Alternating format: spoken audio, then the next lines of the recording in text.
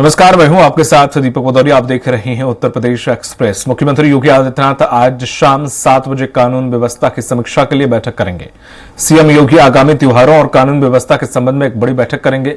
बैठक में सभी मंडलों और जिलों के अफसर शामिल होंगे, जबकि सीएम योगी वीडियो कॉन्फ्रेंसिंग से इस बैठक में जुड़ेंगे।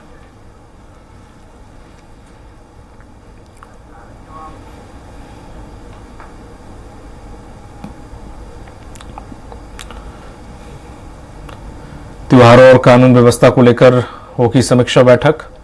वर्चुअली जुड़ेंगे मुख्यमंत्री योगी आदित्यनाथ। अधिक जानकारी के साथ जुड़ गए हैं हमारे सहयोगी पवन सिंह। पवन, क्या कुछ अपडेट? मंत्री योगी आदित्यनाथ समीक्षा बैठक करने वाले के 18:30 और ऐसे में व्यवस्था बंद रहे, क्या कुछ समीक्षा बैठक में? जी दीपक, देखिए, मुख्यमंत्री योगी आदित्यनाथ चुनाव के बाद जो परिणाम आए थे उसके बाद जो भी निराशा हो, उसके बाद पहली बैठक ले रहे हैं जो प्रदेश के सभी आला अधिकारी उनके साथ मौजूद होंगे। इस बैठक में डीएम, सीडीओ, सीएमओ, मंडलायुक्त, आईजी, डीआईजी, कप्तान और यहाँ प्रदेश में मुख्यमंत्री के साथ डीजीपी, मुख्य सचिव और जो भी आला अधिकारी हैं मुख्यमंत्री के साथ मौजूद रहेंगे।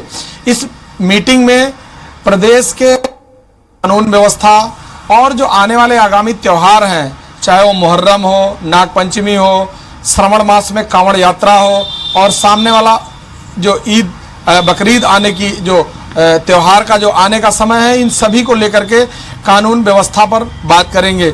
इसके अलावा पिछले चुनाव में जो भी कमियां रही हैं, जो अधिकारियों का सपोर्ट रहा है या जहां पे कहीं न कहीं चूक हुई है, उन सभी को लेकर के मुख्यमंत्री योगी आदित्यनाथ सबसे वार्ता करेंगे और अपना निर्देश देंगे कि किस तरह से आगे करना है। इसके अलावा जो सीएमओ जुड़ रहे हैं उसमें खास तौर से जितने भी अस्पताल हैं, हॉस्पिटल हैं, उनके लिए स्पेशल निर्देश है कि चूंकि आगामी जो त्यौहार हैं और जिस तरह से भीषण गर्मी पड़ रही है, इसको देखते हुए मुख्यमंत्री ने इससे पहले भी दिशा निर्देश जारी किया था।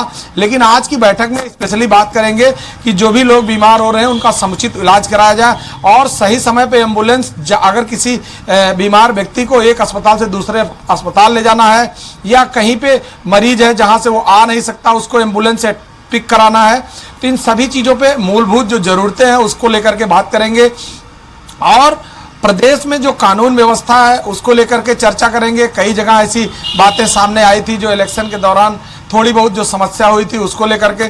कुल मिला के अगर देखा जाए तो इलेक्शन के बाद ये हाई लेवल मीटिंग जो है पहली बार कर रहे हैं मुख्यमंत्री, और इससे पहले भी जब इलेक्शन आया था उससे करीब 6 महीना 8 महीना पहले भी माननीय मुख्यमंत्री ने बात किया था। लेकिन कहीं न कहीं से इस परिणाम के बाद मुख्यमंत्री कहीं न कहीं से जागे हैं और अधिकारियों को सचेत करना चाहते हैं कि अब किसी की कोई कमी या कोई नज़रअंदाजी बर्दाश्त नहीं की जाएगी। पब्लिक के जो उनके मूलभूत ज़रूरतें हैं, उनकी शिकायतें हैं, उनकी बात को सुनना और अधिकारियों को ऑफिस में रहने के लिए और जो जनता है उसकी बात को सुनने के लिए निर्देशित करेंगे, ऐसा माना जा रहा है। क्योंकि जैसे ही परिणाम खत्म हुआ, दिल्ली से वापस आने के बाद मुख्यमंत्री ने ऊपर के लेवल के लोगों के साथ बैठक करके निर्देश दिया था कि सभी लोग पब्लिक जनता के हितों का ध्यान और उस पर काम में इम्प्लीमेंटेशन करेंगे, जमीन तक उतरे।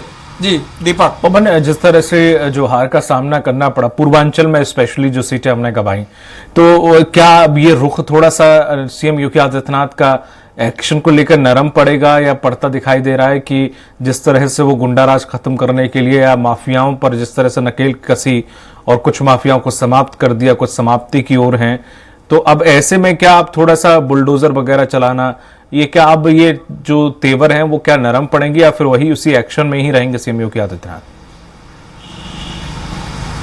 नहीं, देखिए दीपक, ऐसी बात है कि मुख्यमंत्री योगी आदित्यनाथ पहले भी थोड़ा उनके दिमाग में बात थी कि जीरो टॉलरेंस की नीति अपनाते थे।